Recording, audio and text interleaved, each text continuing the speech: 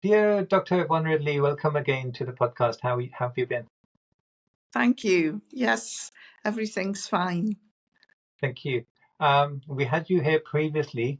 I really enjoyed our discussion, but we had such a huge number of positive comments and feedback. People out there really love what you're doing, and they loved what you were saying in that previous podcast. That's why I'm grateful that you're giving us more time today. You're welcome. And Yvonne, it's a good time as well because, as you know, this week President Trump has been inaugurated. Have you followed that, and what are your thoughts about what he's been saying just previously, prior to the inauguration, and also since that as well? What are your thoughts?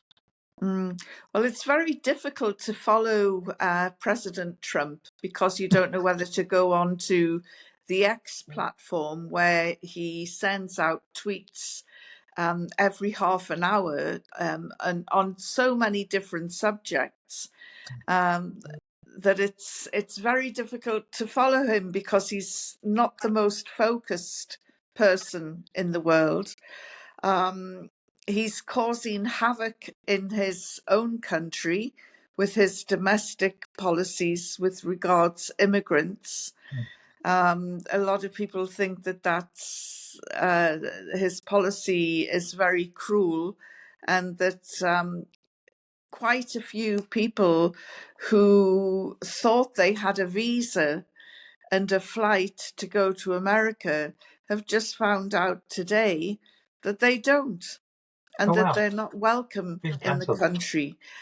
I would say to those people, you've dodged a bullet, you've had a lucky escape, but obviously that won't console them because some will have sold their homes, their properties, just everything to start a new life in America. And suddenly the dream has been taken away. And what they've got now is a nightmare. And he's anticipating trouble, otherwise he wouldn't have sent 1,500 troops down to the Mexican border. So he's started a fire in his own backyard. And talking of fires, the California fires are still blazing away and new outbreaks regularly. And of course, we're finding out that the Americans haven't got the money to put out these fires, but as we know, they've got plenty of money to start fires overseas, Yes. in Gaza and the West Bank, by supplying bombs and other weapons to Israel. So I wouldn't say it's an auspicious start, but he's probably more emboldened now than ever before. This is his last term. He doesn't have to try and court popular opinion for a second term because there is no second term. So in many ways, I've called him before the most dangerous man in the world. In many ways, he's more dangerous now than ever. But what will interest you, and what I have heard, is that he is very, very keen to meet the Supreme Leader. Now, this is interesting. Donald Trump is impressed by power and influence. And I think this is one of the primary reasons that he wants to meet the Supreme Leader. I wouldn't dream of telling Iran how to react to this, but this is what I was told, that, Kim Jong-il, I think it was a social pariah until Trump went over and had this spectacular meeting that none of his diplomats had been able to arrange. And so this is the the strange thing about Trump, he's a maverick, and where a lot of the hawkish advisors around him will be parroting the views of Israel that Iran should be put under the cosh, we might all get a pleasant surprise. It's just hard to gauge, really. It's Yes. like trying to nail jelly to the wall. It is so true. Exactly. With Biden, at least we knew what to expect. Unfortunately, it was never anything good. With Trump, it's always all up in the air. I was actually joking with someone previously, like maybe a month or two ago, that imagine Trump getting the photo opportunity, a photo shoot with Ayatollah Khamenei. Yeah, I can imagine like he would die for that. So that's interesting. I didn't know that. Also, the way he's come out, all guns blazing, all these executive orders coming from left, right, and center.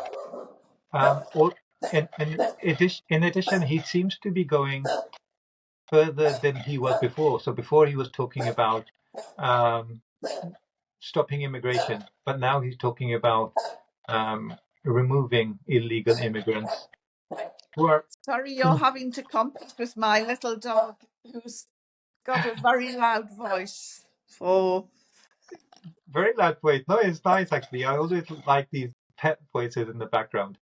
yeah, But yeah, so now because he seems to be first of all going further than he was talking about before. He's now talking about removing illegal immigrants who I don't know what kind of effect that's going to have on the economy in the USA, but also just the number of decrees that he's issuing is hard to keep up with. So it's in some ways there's going to be a lot of things slipping through that we haven't yet been able to take into account.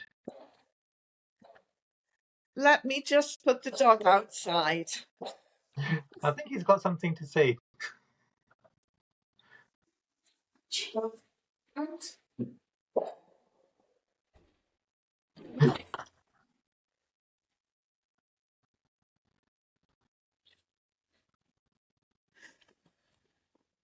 Sorry Uh, about that. The no problem. economy is going to be an interesting issue because, of course, the G7 is finding itself in competition with BRICS, the Brazil, Russia, India, China, South Africa collective. And already their GDP has overtaken Yes. the G7, which is a threat to the American dollar. And we all know that any threat to the American dollar makes the Americans nervous. But I think that his style, Trump's style, is to cajole and bully and pick off weaker countries. But I don't think he'll get away with it this time because I think that China will financially support some of the weaker countries so that they remain steadfast in the face of all this bullying and cajoling. Some of the trade tariffs are ridiculous, 60% for the importing anything from. Hey there. I hope you're enjoying this episode. Let me just take a moment to introduce our sponsors for today. This episode is kindly being sponsored by the Worldwide Listings Company Limited, or WLC for short. WLC is a complete A to Z Amazon account management service. So if you're looking to start an e-commerce business or you already have a business that you want to take to the next level, then get in touch and WLC will be able to help. Just for transparency purposes, let me also mention that WLC is a company that I personally created and am a director of. So when you get in touch with WLC, you will be speaking with directly myself or my team, and we very much look forward to speaking with you to see how we can serve your needs. Thank you. And with that said, let's get back to the episode. China. I think you're absolutely right. The world is now a different place than it was when Trump was in the office the first time around. And I think he's going to quickly realize that it was quite funny. Did you see he was even talking about putting sanctions, tariffs on Spain, thinking Spain is part of BRICS as well? Yes, when he lashes out, he has a sort of scattergun policy, and wholly innocents are just caught up in the crossfire. I mean, look at the people of Greenland, Yes. sitting, minding their own business, and suddenly they're right at the heart of America's national security. And Trump saying, I'm going to buy Greenland, I want Greenland, and I want the Panama Canal. The thing is with Trump, he's a very accomplished con man. And he will have everybody looking at this area, this fire that he started. And while everybody's looking in this direction, he's then up to something else in a wholly different area.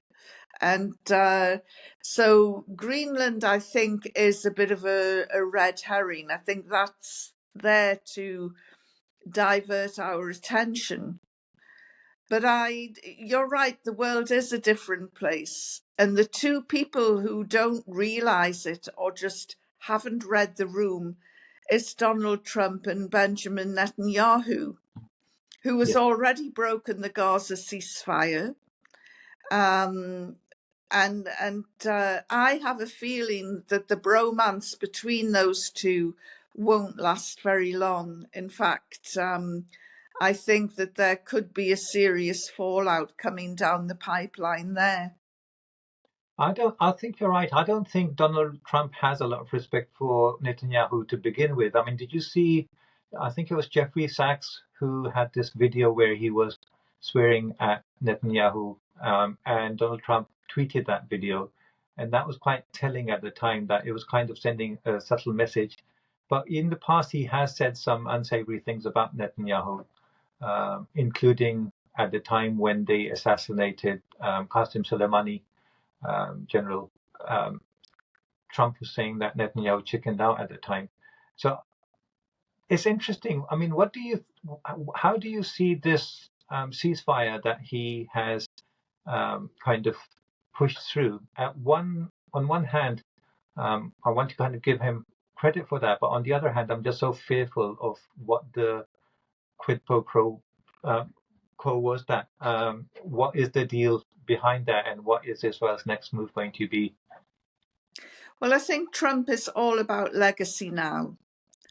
And he wants to make history. He wants to be more than a footnote in history. And he humiliated the Biden administration when his incoming administration got involved in the Gaza peace talks. And he sent one of his own people out to negotiate directly with Netanyahu. They weren't expecting that at all. And to be quite blunt, I can't remember the name now of the person he sent out, but he's an Israeli. And yes, Steve something, I can't remember the surname. Yeah, and he is somebody else who has appalling manners, and he went into Tel Aviv, kicked open a few doors, demanded to see Netanyahu. And of course, this was on Friday, their holy day, where they're not supposed to be conducting any business. But as we know, this is Netanyahu is about as religious as a fish. He's just, there's nothing there. And he did meet Trump's man, and I think he was bristling and being quite aggressive when Trump's man pointed out, when Trump was president the first time round, he gave you an embassy in Jerusalem. He gave you Jerusalem. he went to the Golan Heights and he gave you that, lots of things that you've got to be grateful for, and you don't want to make him angry. And so Netanyahu backed down, and that was the push that they needed to get this ceasefire through. And of course, Biden was really annoyed and rattled when one of the journalists in the White House said, was this deal yours or was it Donald Trump's? Wow. So, but it was obvious, Donald Trump, he knows people's weak spots, and he presses buttons that he knows that he'll get a reaction. And he shouldn't be underestimated. I know that he causes a lot of jollity and mirth, and people think he's a bit of a jester, but he's not. Yeah, I think you're absolutely right. I was just saying that, like, so in his previous term, there was a lot. Obviously, it was very divisive, and the people who love him just loved him regardless of what he says, and the people who don't like him didn't want to take him seriously at all. And there was, there's someone assessed Trump, and I can't remember who it was, but they were saying that the thing with Trump is that the people who love him, they don't take him literally, but they take him seriously, and the people who hate him, they take him literally but not seriously. But I think we need to actually take him literally and seriously this time around, because I think he's come clearly with like an intent of making big changes very quickly. Well, he does change his mind very quickly as well, which is why I said it's hard to know what's going on in the White House unless you monitor the X platform. And it must be a nightmare for the press corps, because they're chasing their tails all day as he flips and flops around with new policies. So very interesting times. And of course, it must be concerning for people in Tehran as well.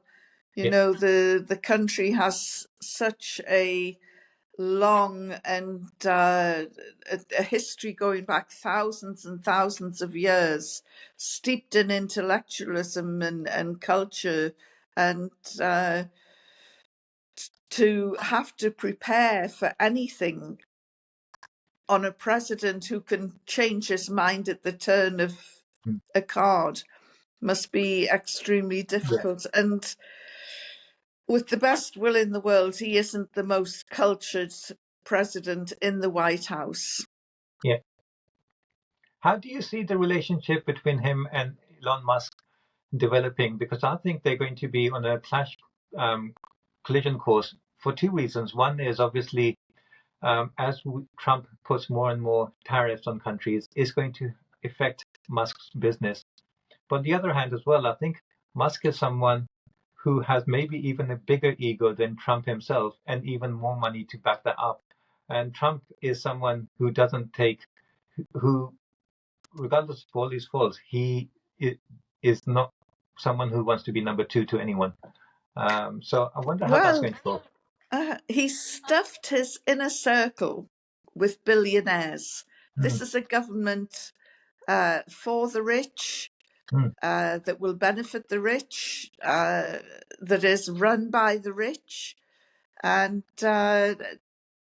yet he still manages to maintain this populism among ordinary people. Yeah. And he can put on a baseball cap and be one of us, one of the working classes, or it's quite an astonishing trick that he does. That he's down there with the people, with the working classes. Let's make America great again, and then the next minute he's taking advice from a load of very, very wealthy egomaniacs like Elon Musk. These are billionaires who are going to get richer. Yeah. And we can all see it. But this legion of voters that swept him into power, I wonder what they see. Also, I think, as you say, so this is Trump's last term. He won't be president next term. And I wouldn't be surprised if Elon Musk kind of sometimes fancies himself as the next president. So I think that's going to be quite interesting. I don't think this kind of um, partnership that they have is going to last 4 years. I can't see that happening. No, it's got to be a marriage made in hell. And of course, if I was Trump, I'd be very worried, Mm. because Elon Musk just announced the other day he wants to send a man to Mars. And if I was Trump, I would sleep very lightly until that rocket takes off. Yvonne, what do you think about so this ceasefire that has taken place between Israel and Hamas is, first of all, in the first instance, when we look at it, it is something that was pushed onto um, Israel. Uh, If we look at all of the terms, first of all, the terms of the ceasefire are pretty much the same as what we had like over a year ago, and again in I think May or June, and Israel rejected it every time. If you look at the terms, in the big picture, basically Israel has failed in every single objective that they set for themselves, whether it is getting rid of Hamas government or um, taking over the Philadelphia corridor or pushing the Gaza population into Egypt, or even taking over the northern Gaza. So all of those things, they have to take their troops out. So they'll fail on every single one of their objectives, which is a success for the Palestinian people. But on the other hand, as you say, Israel has never ever abided by any ceasefire deals, and I can't see them kind of sitting still for long. And some people say that they might take this opportunity to now pivot on the West Bank and try to annex land there. What are your thoughts? Well, my heart goes out to the Palestinians living in Gaza. We've all seen the lunar landscape that is now Gaza. It's just this narrow little strip of rocks and rubble. I have a feeling that Israel has plans to duplicate the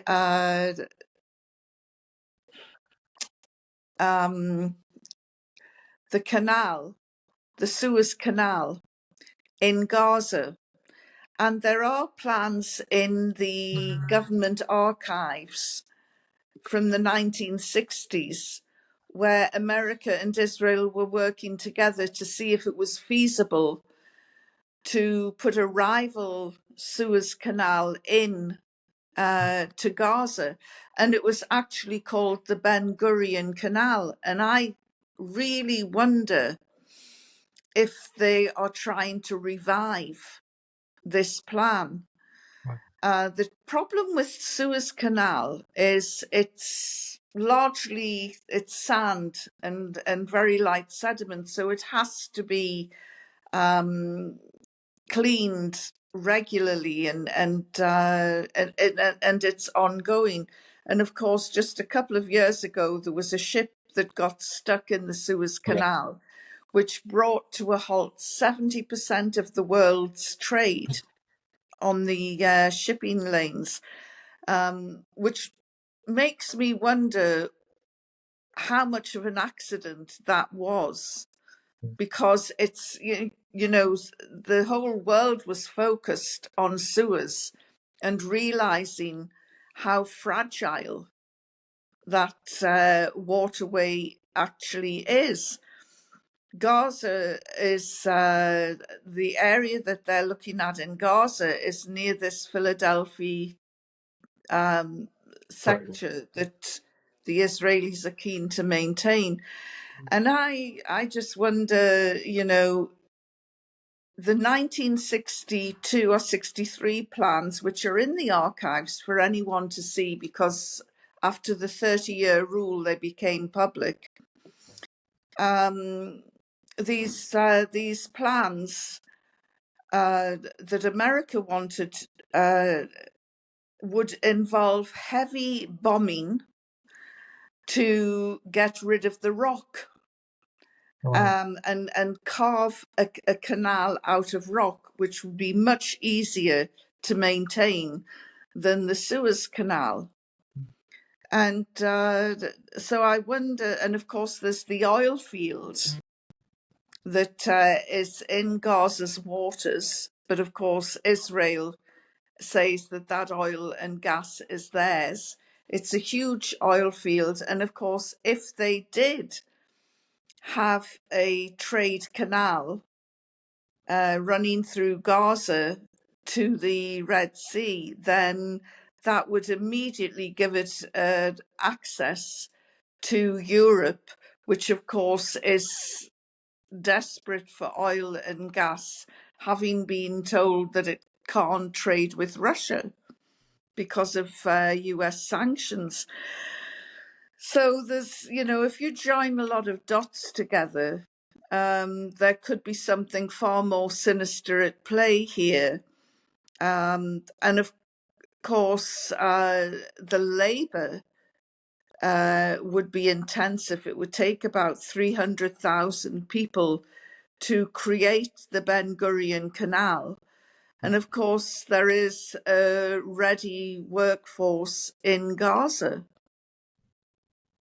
Or it would be easy enough to create a lot of big warehouses in which to house, you know, a 300,000 strong workforce. So I have an awful feeling that that this is a long-term plan and a long-term gain that Israel and America has.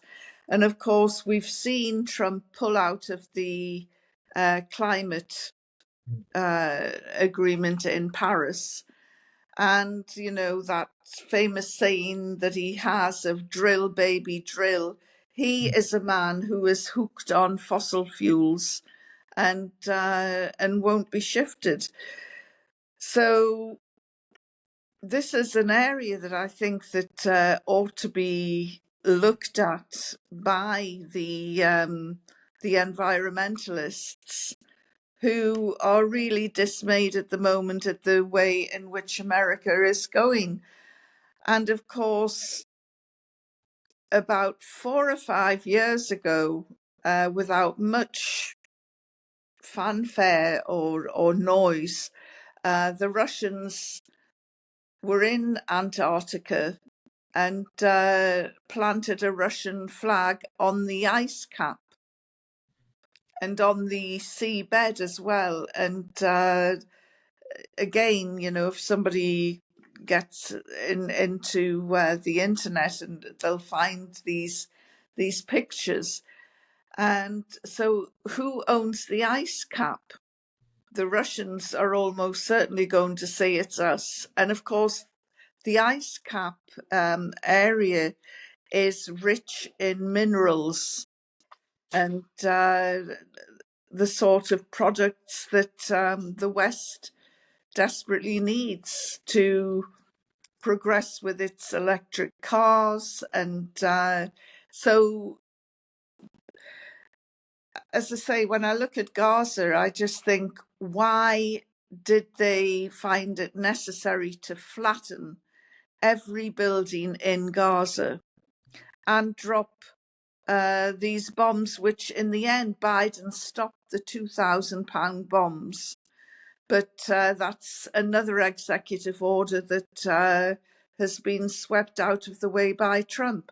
Yep. So these £2,000 bombs are going to be dropped in Gaza again.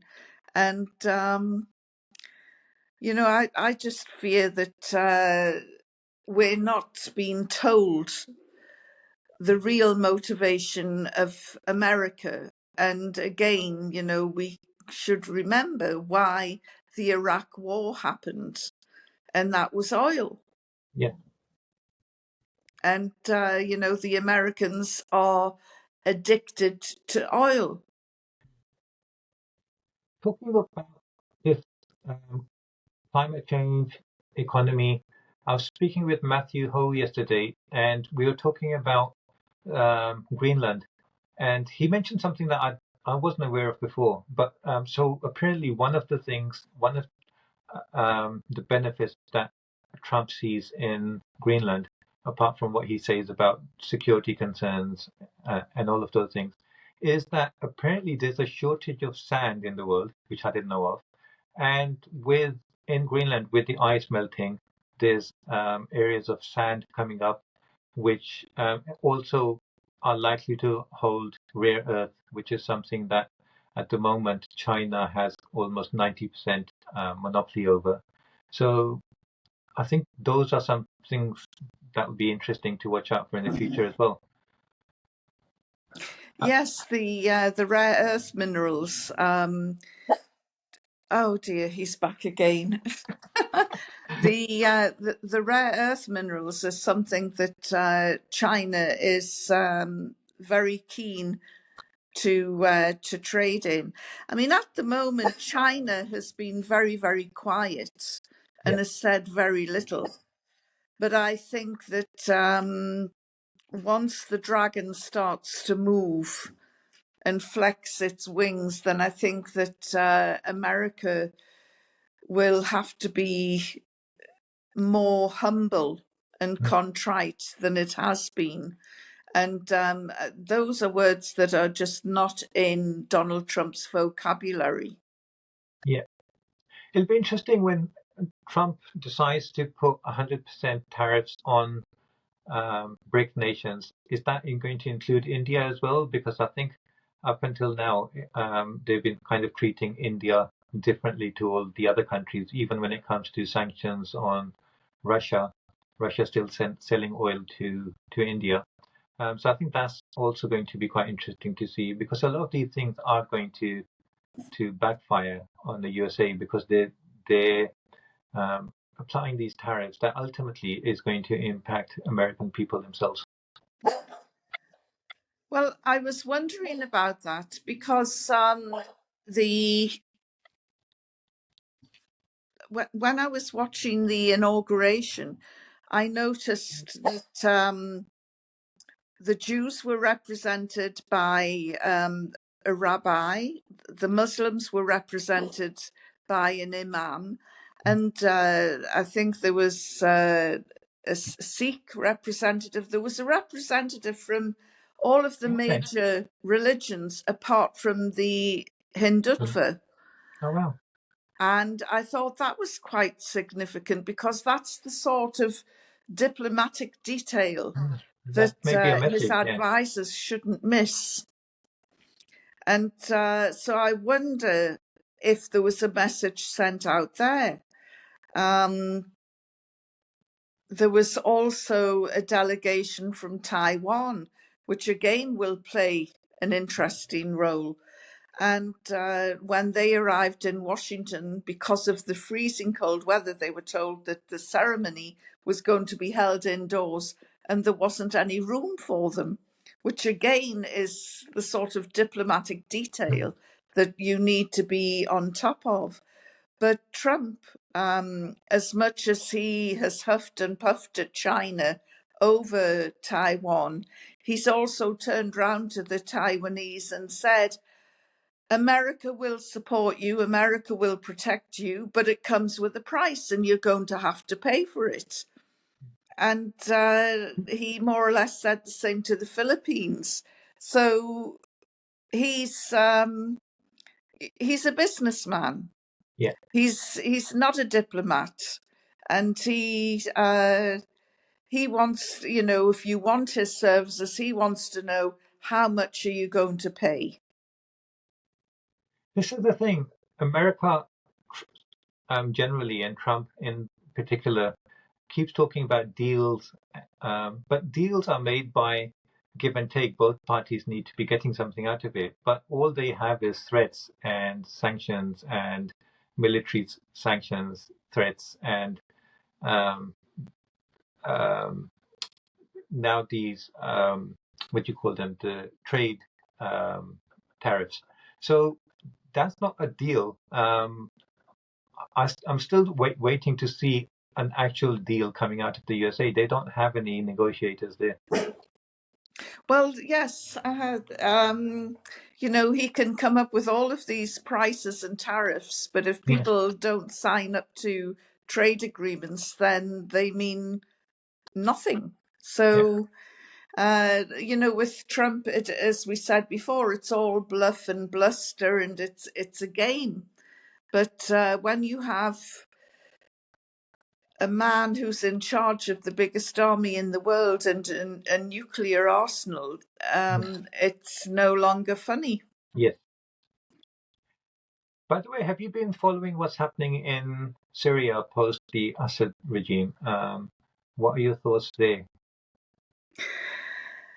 Well, I spent quite a few years interviewing women who had come out of Assad's prisons. And so I know that there'll be a large group of women who are glad that he's gone.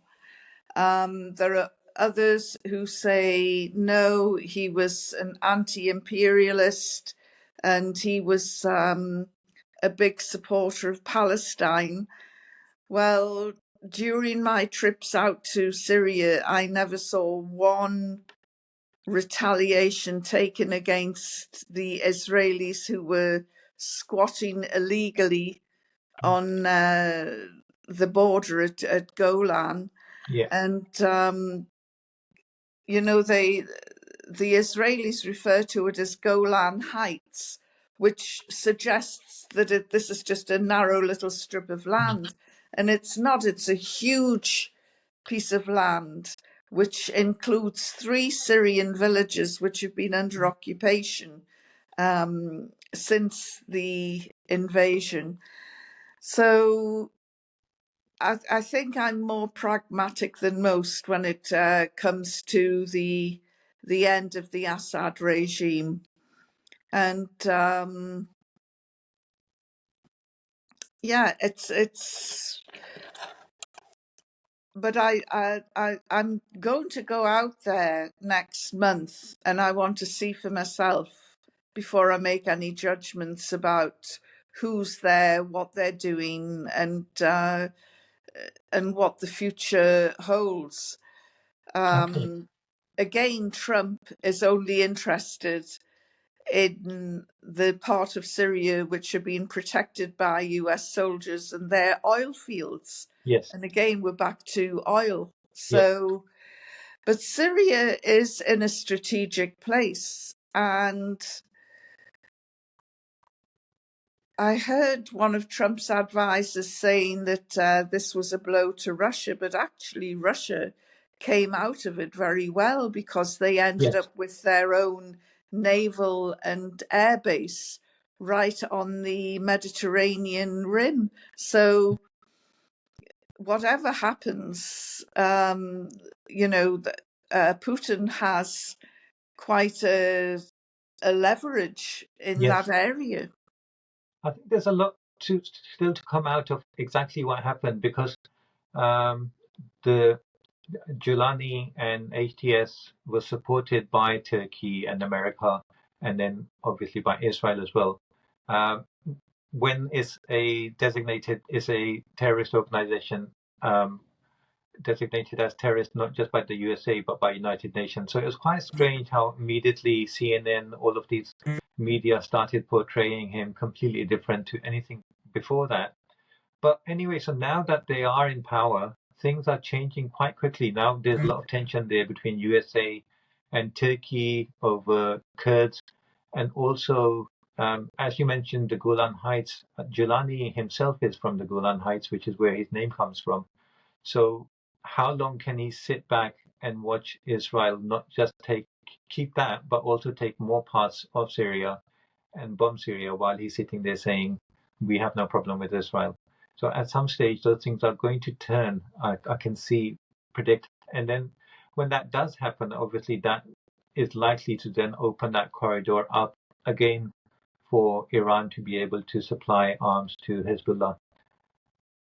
Well, I mean, now we know why Israel invaded Syria and just blew up the naval bases and the air bases and basically rendered Syria a country without a military. I'm sure that Galani is under huge pressure at the moment from the West. And so I can't see him making any sort of move for the next year. Yes. But I've heard that he's even reached out to Russia and asked them, please do not leave, because he can see that when push comes to shove, he is going to need some alternative arrangements there. So having Russia there gives him an opportunity to balance out different powers. Well, Russian troops in Idlib were doing night patrols with HTS. I visited about 2-3 years ago, and there was quite a heavy Russian presence.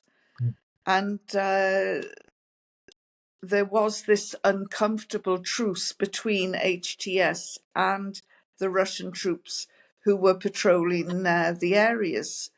So, there seemed to be this understanding, and it will be interesting to see what unfolds next. One thing that has emerged quite clearly is that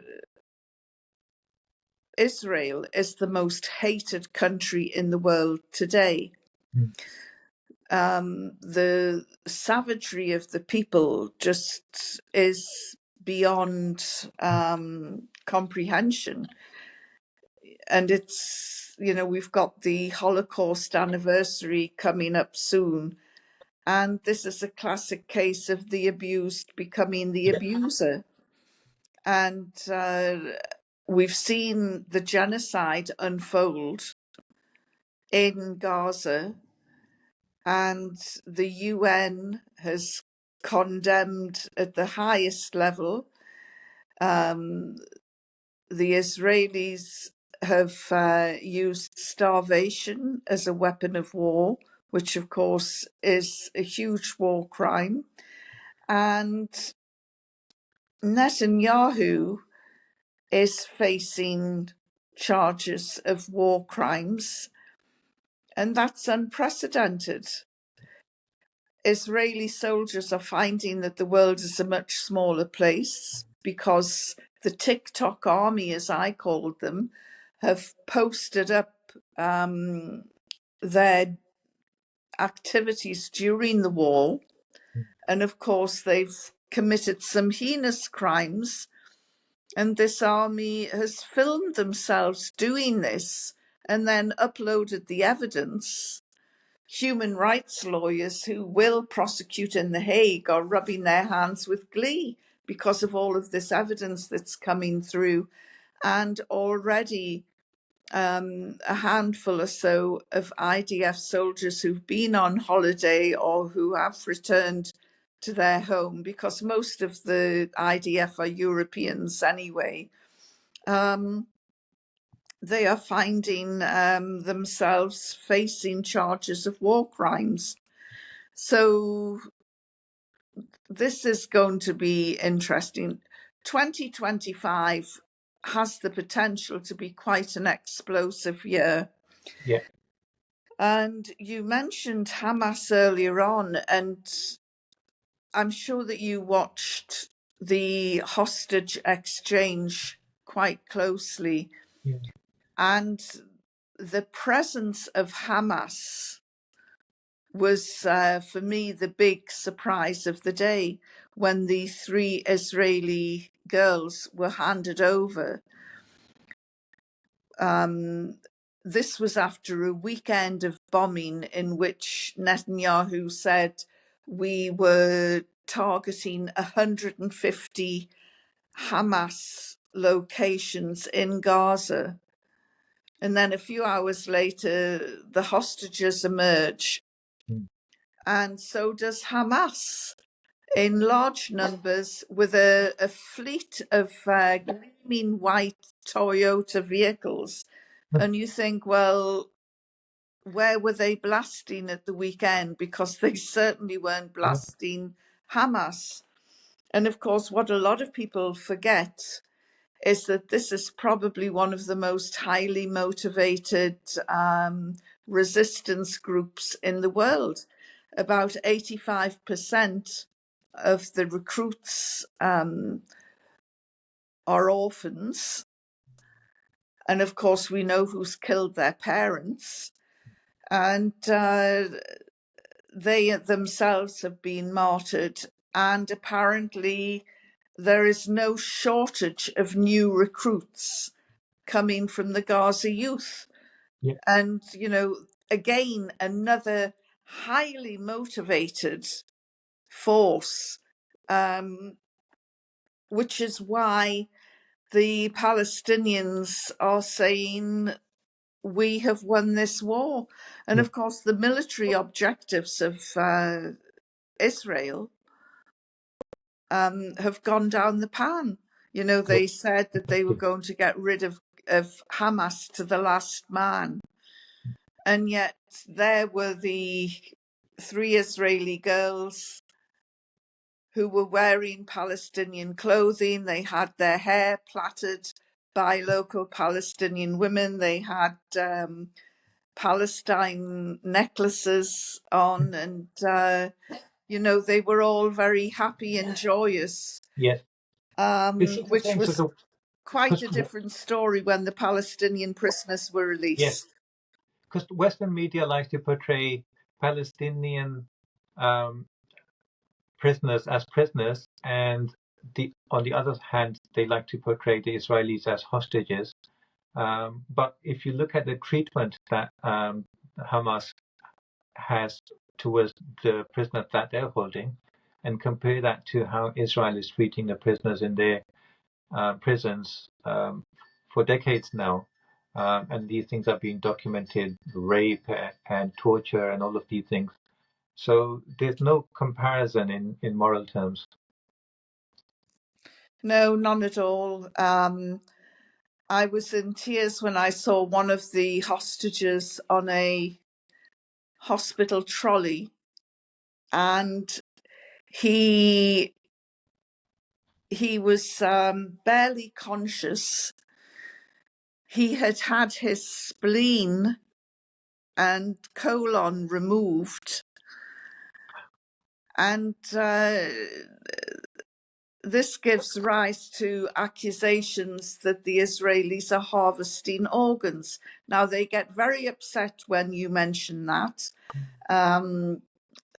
In Britain, there was a doctor, Baroness Jenny Tong, who was removed from her position in the House of Lords as a Liberal Democrat peer because she had brought up the issue of Israel harvesting the organs of Palestinians. Well, when this man came out, he'd had his spleen and his colon removed. And you have to wonder why. And a few cases have been documented now of prisoners who've come minus kidneys, minus vital organs, Wow. and you know, it's maybe Baroness Tong was right. She isn't the sort of politician who is given to hysteria or Yeah. conspiracy theories. Wow. But also, how do you see the position that Europe has finds itself in now? All the efforts that they've put into this war, pointless war in Ukraine, and during the course of it, Germany's economy is in tatters. Um, European countries are all kind of now almost being led by right-wing um, parties, as probably as a result of like economic problems there. And now that Trump is here and he's not only looking to end this war in Ukraine, but who knows what he's going to want to do with NATO itself, and tariffs on all of these European countries. So they kind of see themselves as, without the protectorate of USA, they used to rely on USA so much. So they're kind of like probably going to find themselves a bit naked in the world at the moment. How do you see their future?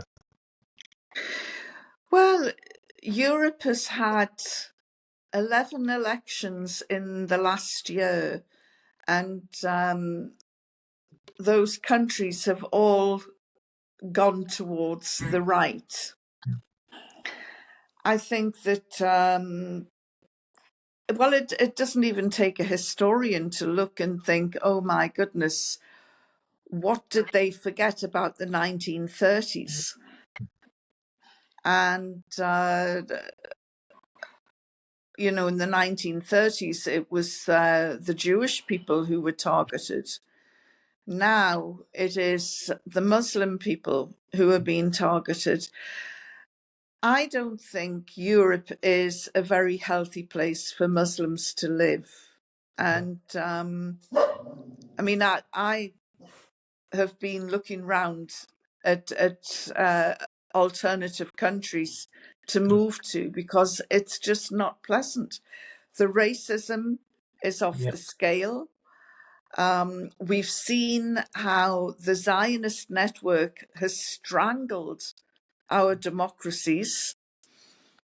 In Britain, Keir Starmer, his more than half of his cabinet, his ministers, are under the influence of the Israeli lobbies. yeah, Now, the Israeli lobbies, they've all got websites which make it very clear that their primary concern is foreign policy which is favorable to Israel. And if the Friends of Israel lobby groups were replaced by Friends of Tehran or Friends of Moscow, there yeah, would be outrage, you know, that foreign forces are controlling the British government. And indeed they are. This British government was incapable of calling for a ceasefire yes, in November 2023. And the lives that could have been saved, of course, now they're screaming, please stop. Because I think they're worried that they will get caught up in this war crimes thing. And of course, Britain has been arming Israel with weapons. So, and so have other European countries. And then we get the Ukraine situation. You've mentioned the economy in Germany. Germany is unstable. And the German economy used to be one of the strongest. Yeah, The French are the same. And in Britain, we have the poorest pensioners in the world. The poorest pensioners in the world. And right.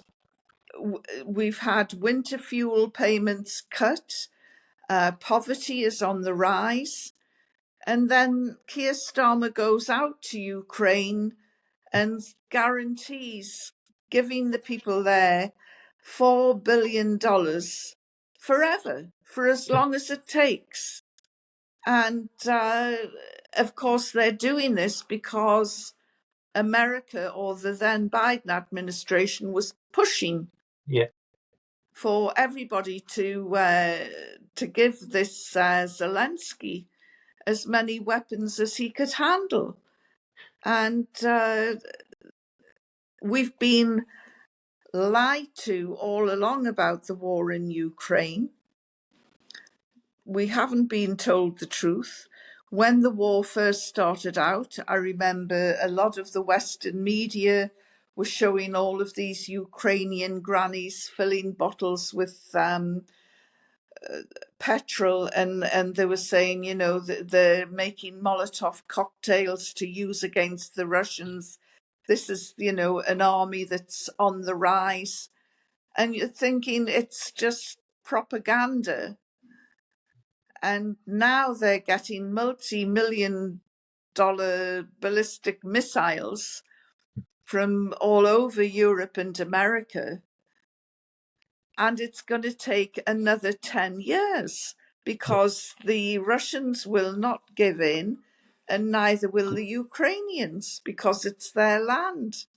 And, you know, if they did give in, they would become, the military would become a resistance group like Hamas and continue fighting, because people will fight for their land. Yeah. And so Ukraine is just one huge drain. And of course, Donald Trump had a bee in his bonnet about Hunter Biden, Joe Biden's son, and his involvement in Ukraine. And you have to wonder, you know, what's going on. And of course, Biden pardoned his son, and then went on to pardon the rest of his family just in case they had done anything wrong. But the one big thing Biden forgot to do, which Donald Trump pointed out last night during an interview with Fox News, was that Biden had not pardoned himself. Did Trump say that? Yes, he pointed that out, and I think that the journalist who was interviewing him said, "Well, you know, would you really want to put him through that?" And Trump was saying, "Why not? I've been through 4 years of hell," and it's true. It's you know, true. they've thrown everything at him and tried to destroy him. Yeah. So, will we see Trump sign off an executive order charging Joe Biden with something? Wow. You know, revenge is a dish best served cold, and I have a feeling when Trump has got everybody looking one way, he'll sign off one of these executive orders, and the next thing is Joe Biden will end up in court. So true. I think this first 100 days of Trump's presidency are going to be interesting, and there's going to be lots of fireworks going on in every direction. So lots for us to talk about. Let's have you back on in a month or two. Well, when are you back from Syria? I will be back on the 15th of February. Okay, I'd love to have you back to just find out what your thoughts are Yes, from your experiences on the ground. Absolutely. Excellent. Thank you so much, Yvonne. I really appreciate your time, and I hope the storm hasn't got too bad outside. So do look after yourself. Okay. Take Thank care. you so much. Assalamu alaikum. Walaikum salam. Thank you, Yvonne.